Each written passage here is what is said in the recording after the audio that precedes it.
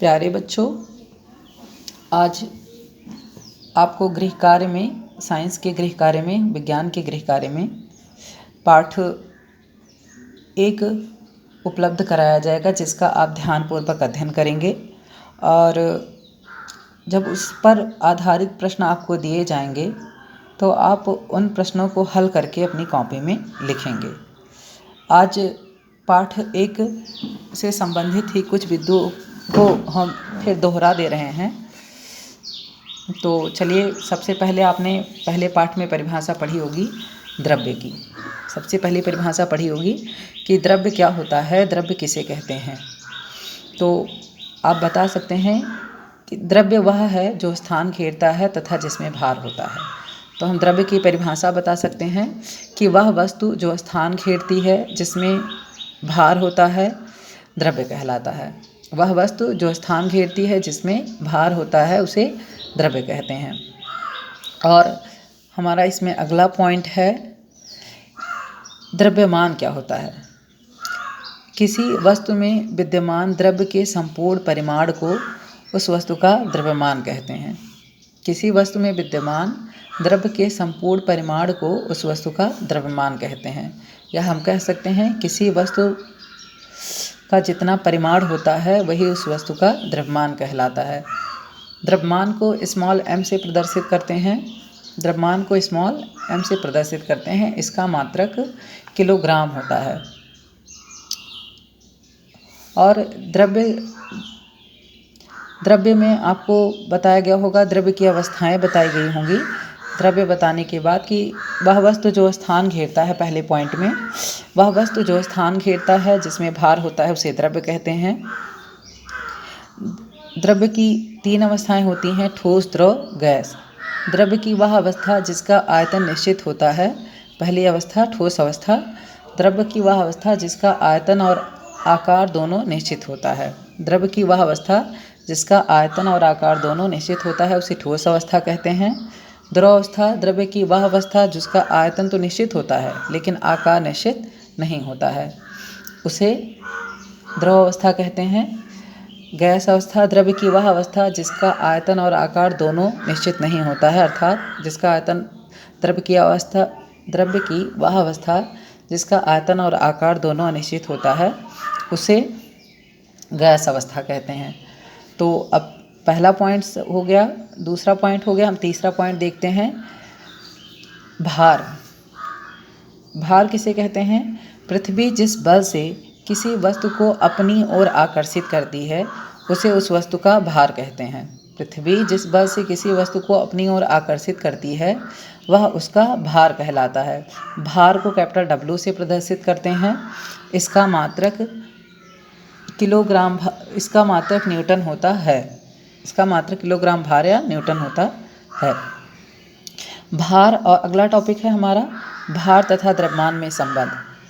भार तथा द्रव्यमान में संबंध होता है, भार बराबर होता है द्रव्यमान गुणे गुरुत्वीय त्वरण, W = mg, जहाँ पे W क्या है? भार है, m क्या है? द्रव्यमान है, और g क्या है? गुरुत्वीय त्वरण है। g क्या है? गुरुत्वीय त्वरण है। स्मॉल g का मान जो होता है वो होता है 9.8 मीटर पर सेकेंड स्क्वायर। स्मॉल g का मान जो होता है वो क्या होता है? 9.8 मीटर पर सेकेंड स्क्वायर। हमारा अगला टॉपिक है ऊर्जा। ऊर्जा आप पिछली कक्षाओं से ही पढ़ते आ रहे हैं कि किसी वस्तु के कार्य करने की क्षमता को ऊर्जा कहते हैं। किसी वस्तु के कार्य करने की क्षमता को ऊर्जा कहते हैं। ऊर्जा को कैपिटल E से प्रदर्शित करते हैं। इसका मात्रक जूल या अर्ग होता है। हमारा नेक्स्ट बिंदु है, ऊर्जा साधारणतः ना तो उत्पन्न की जा सकती है और ना ही नष्ट की जा सकती है। इसे हम ऊर्जा संरक्षण का नियम कहते हैं, जो कि हम आगे ऊर्जा पाठ में पढ़ेंगे। ऊर्जा ना तो उत्पन्न की जा सकती है ना ही नष्ट की जा सकती है, केवल एक रूप से दूसरे रूप में परिवर्तित की जाती है। इसे ऊर्जा संरक्षण का नियम कहते हैं। तो यहाँ 2 बिंदुओं में आपको यही परिभाषित किया गया है, ऊर्जा साधारणतः ना तो उत्पन्न की जा सकती है और ना ही नष्ट की जा सकती है। ऊर्जा केवल एक रूप से दूसरे रूप में परिवर्तित की जा सकती है। यही सेम आपको ऊर्जा पाठ में ऊर्जा संरक्षण के नियम में भी बताया जाएगा कि ऊर्जा ना तो उत्पन्न की जा सकती है ना ही नष्ट की जा सकती है, केवल एक रूप से दूसरे रूप में परिवर्तित की जा सकती है। इसे ऊर्जा संरक्षण का नियम कहते हैं। हमारा अगला है द्रव्यमान तथा ऊर्जा में संबंध। इसे हम आइंस्टीन का ऊर्जा समीकरण या आइंस्टीन का समीकरण कहते हैं। ये होता है हमारा E = mc², E =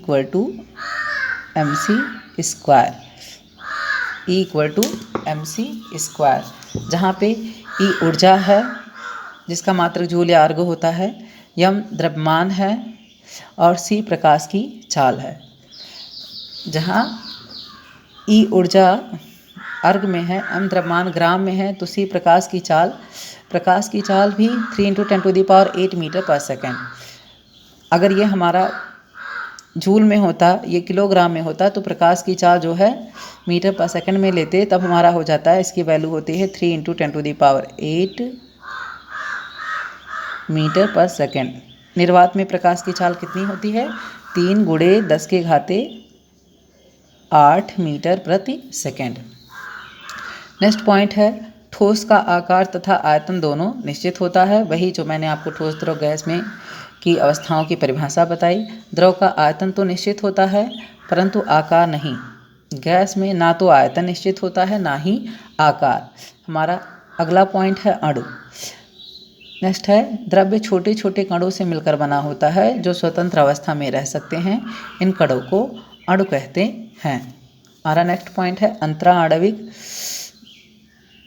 स्थान। द्रव्य के अणुओं के बीच स्थान रिक्त स्थान होता है जिसे अंतराणविक स्थान कहते हैं। अंतराणविक स्थान ठोस अवस्था में सबसे कम, द्रव में ठोस की अपेक्षा अधिक तथा गैसों में ठोस और द्रव दोनों की अवस्थाओं से अधिक होता है। नेक्स्ट है हमारा अंतराणविक आकर्षण बल।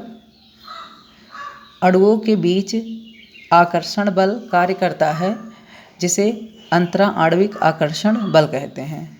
अणुओं के बीच आकर्षण बल कार्य करता है जिसे अंतराणविक आकर्षण बल कहते हैं। यह बल ठोसों में सबसे अधिक, द्रव में ठोसों से कम तथा गैस में सबसे कम होता है। नेक्स्ट पॉइंट है अणुओं की गतिज ऊर्जा गैसीय अवस्था में सबसे अधिक तथा ठोस अवस्था में सबसे कम होती है। नेक्स्ट पॉइंट है द्रव्य का ताप परिवर्तन करके अवस्था परिवर्तन किया जा सकता है। नेक्स्ट पॉइंट है द्रवणांक या गलनांक। ठोस को गर्म करने पर ठोस का एक निश्चित ताप पर गर्म करने पर एक निश्चित ताप पर द्रव में बदलना गलन या द्रवण कहलाता है। वह निश्चित ताप जिस पर कोई ठोस द्रव में बदलता है उसे उसका द्रवणांक या गलनांक कहते हैं। नेक्स्ट पॉइंट है संगलन की गुप्त ऊष्मा ऊर्जा की वह मात्रा है जो 1 किलोग्राम ठोस को वायुमंडलीय दाब पर उसके गलनांक पर ध्रुवीय अवस्था में परिवर्तन करने हेतु प्रयोग होती है। यहाँ आप गलन और गलनांक में बता सकते हैं वह निश्चित ताप जिस पर कोई ठोस द्रव में बदलता है गलन कहलाता है। किसी ठोस का एक निश्चित ताप में द्रव में बदलने की क्रिया गलन कहलाती है। किसी ठोस का एक निश्चित ताप पर द्रव में बदलने की क्रिया गलन कहलाती है। वह निश्चित ताप जिस पर कोई ठोस द्रव में बदलता है उसे उसका गलनांक या द्रवणांक कहते हैं। नेक्स्ट है यहाँ हिमन और हिमांक। तो एक निश्चित ताप पर द्रव का ठोस में बदलने की क्रिया हिमन या हिमीकरण कहलाती है। एक निश्चित ताप पर या एक निश्चित ताप पर किसी द्रव का ठोस में बदलने की क्रिया हिमन या हिमीकरण कहलाती है और वह निश्चित ताप जिस पर कोई द्रव ठोस में बदलता है उसे उसका हिमांक कहते हैं। नेक्स्ट है वाष्पन। प्रत्येक द्रव का सामान्य ताप पर धीरे धीरे वाष्प में बदलने की क्रिया वाष्पन कहलाती है। Thank you.